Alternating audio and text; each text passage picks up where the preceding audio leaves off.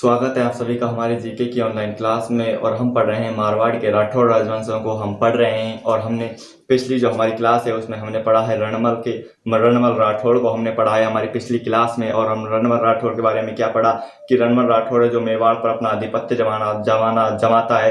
मेवाड़ का कौन होता है, इसके समकालीन जो होता है वो होता है कुंभा होता है ना। इसका क्या होता है, भतीजा ही होता है ना कुंभा, है ना। तो क्या करता है, तो अधिपत्य जब जमाने लग जाता है तो जो कुंभा क्या करता है, कुंभा जो कहता है कि इससे रणमल की एक प्रेमिका होती है। हमने पिछली कक्षा में बात की है, कौन होते हैं, भारमली से कहकर रणमल जो कुंभा है वो रणमल की क्या करवा देता है, हत्या करवा देता है। हत्या हो जाती है जैसे चित्तौड़गढ़ दुर्ग में किसकी, रणमल की। जो जोधा वहीं पर होता है, जोधा वहां से भाग कर चला जाता है, कहाँ पर, मंडोर चला जाता है। मंडोर जाने पर कुंभा आक्रमण करवा देता है मंडोर पर, और मंडोर पर अधिकार कर लेता है कौन, कुंभा, है ना।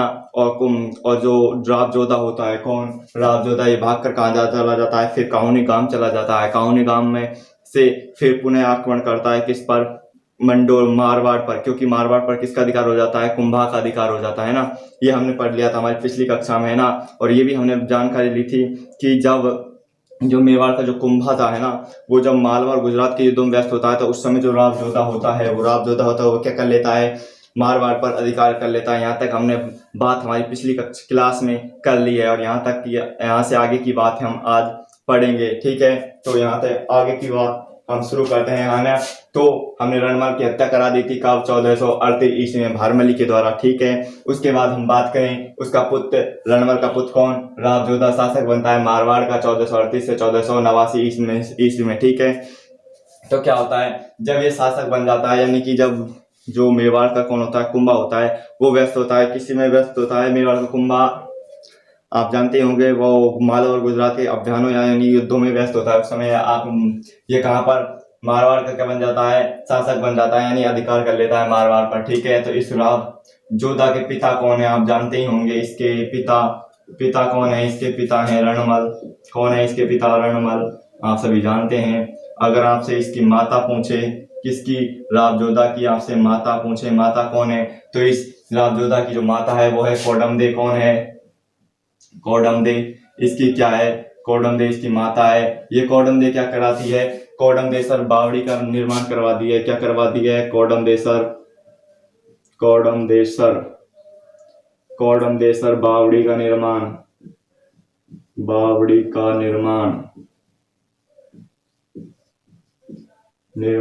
करवाया।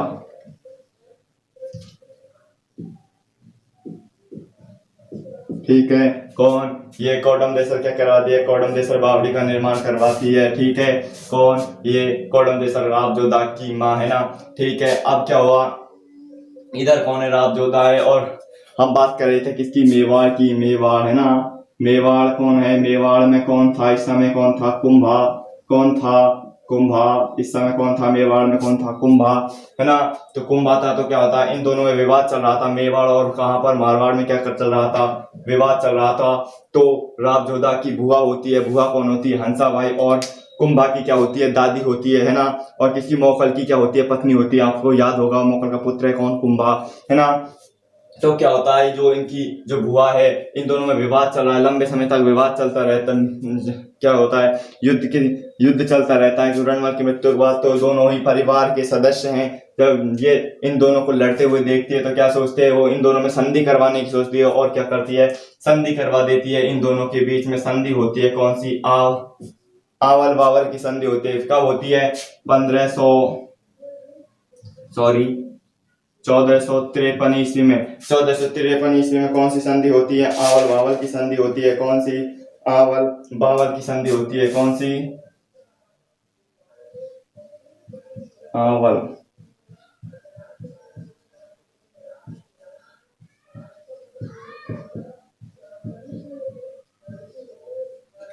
बावल की संधि होती है, किस किस के बीच होती है, राव जोधा और कुंभा के बीच होती है, ठीक है। राव जोधा और कुंभा के बीच होती है ना। वैसे इस संधि को क्या कहा जाता है, वैवाहिक संधि कहा जाता है। क्यों कहा जाता है इस संधि को वैवाहिक संधि, क्योंकि इस कुंभा का एक पुत्र होता है। पुत्र की बात करें इस कुंभा के, तो वो होता है रायमल। कौन, रायमल, है ना। इसका जो पुत्र होता है रायमल, और इसकी एक पुत्री होती है जिसकी हम बात करें, पुत्री, है ना। तो इसकी जो पुत्री होती है वो होती है श्रृंगार कवरी। कौन,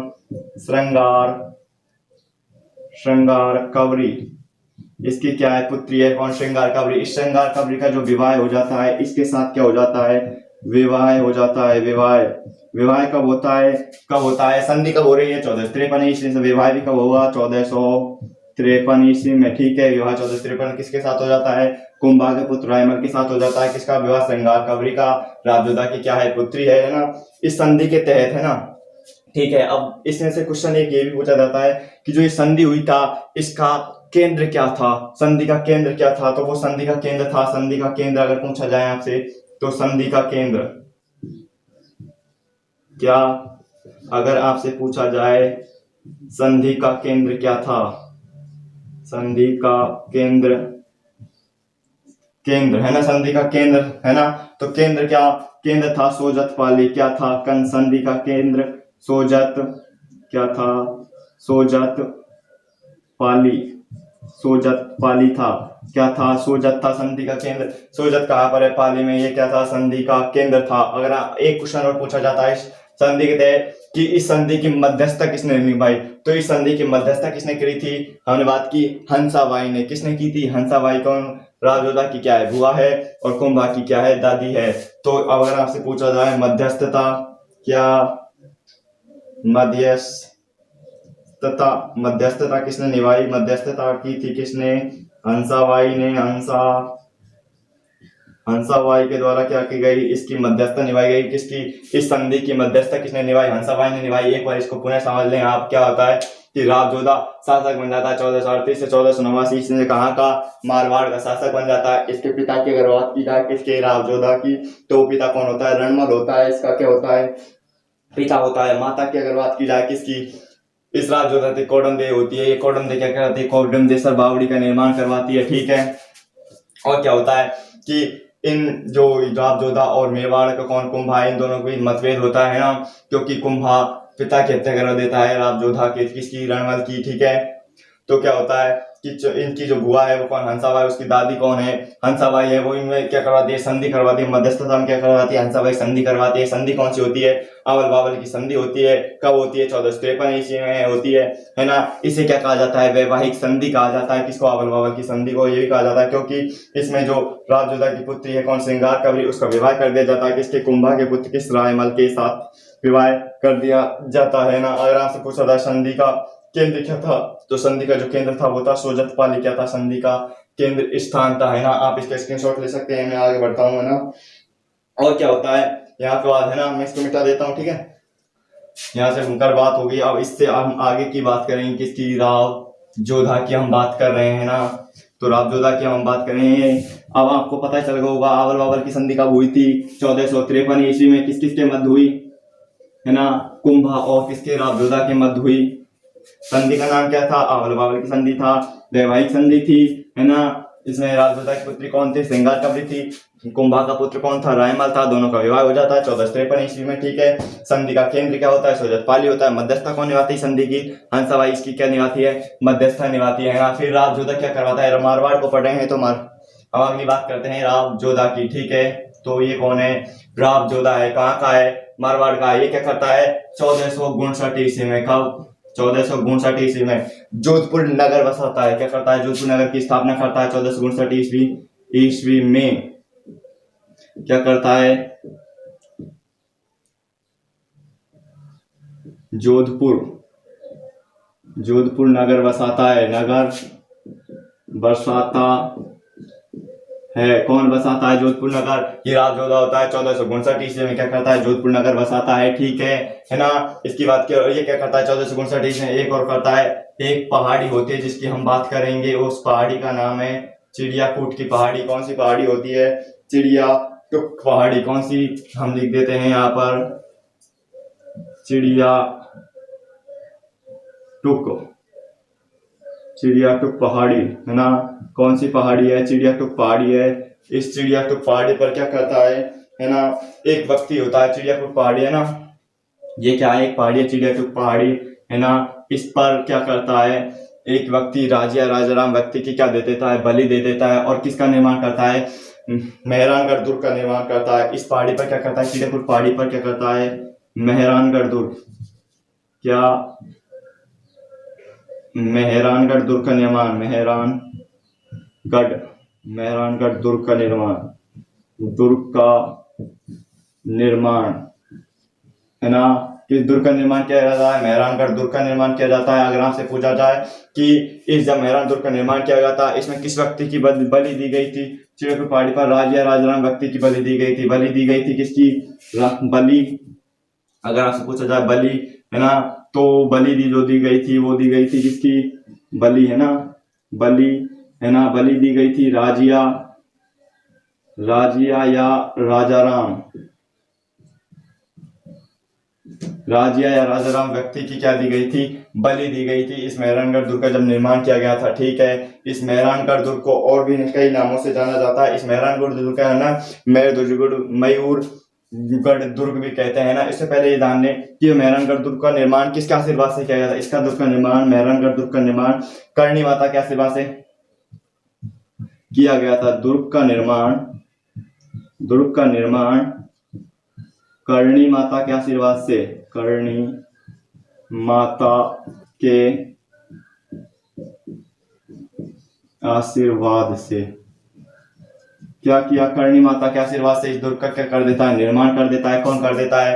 राव जोधा। कहां पर करता है? चिड़ियाघर पहाड़ी पर। बलि किसकी देता है? राजा राजाराम व्यक्ति की क्या देता है?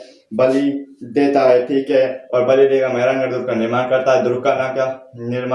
निर्माण करणी माता की क्या कर देता है? आशीर्वाद से कर देता है, यानी कि नींव रखता है जो करणी माता के आशीर्वाद से रखता है, ठीक है ना। और इस मेहरानगढ़ दुर्ग को इसको कहा जाता है मयूर ध्वजगुड़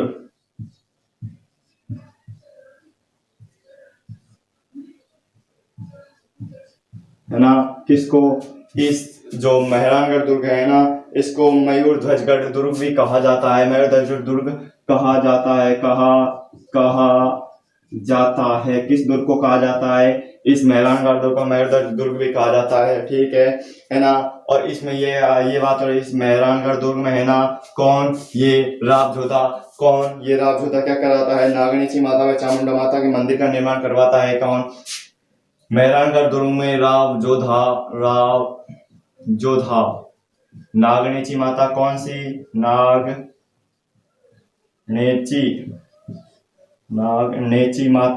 नागणीची माता व चामुंडा माता। क्या? चामुंडा माता के मंदिर का निर्माण। क्या? मंदिर का क्या करवा देता है? निर्माण करवाता है। कौन करवाता है निर्माण? राव जोधा करवाता है। कब करवाता है? इसकी कोई कंफर्म डिटेल वो तो नहीं है डेट, लेकिन कहा जाता है कि 1400 जब करवाता है 64 ईस्वी में लगभग।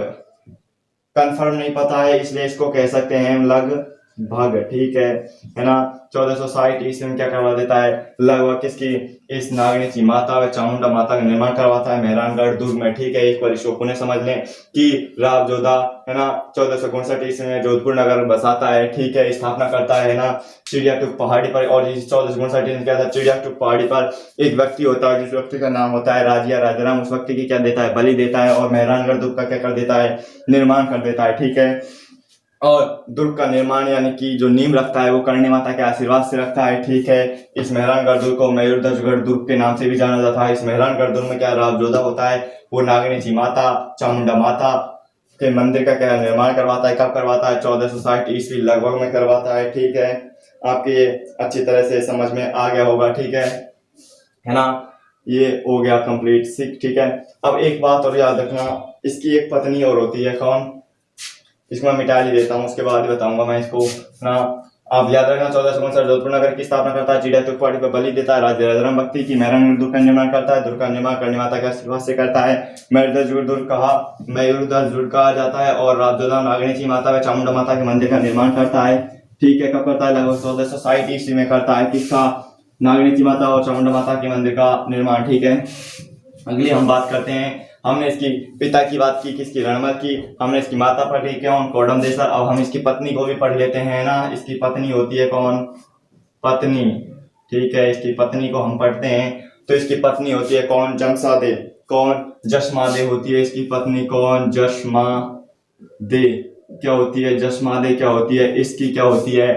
पत्नी होती है कौन, रावजोधा की पत्नी कौन होती है, ये जसमादे होती है। और ये जसमादे क्या कराती है, जोधपुर में, कहां पर, जोधपुर में क्या करा देती है, रानीसर बावड़ी का निर्माण कराती है। क्या करा दिया है, रानीसर बावड़ी का निर्माण, क्या, रानीसर बावड़ी का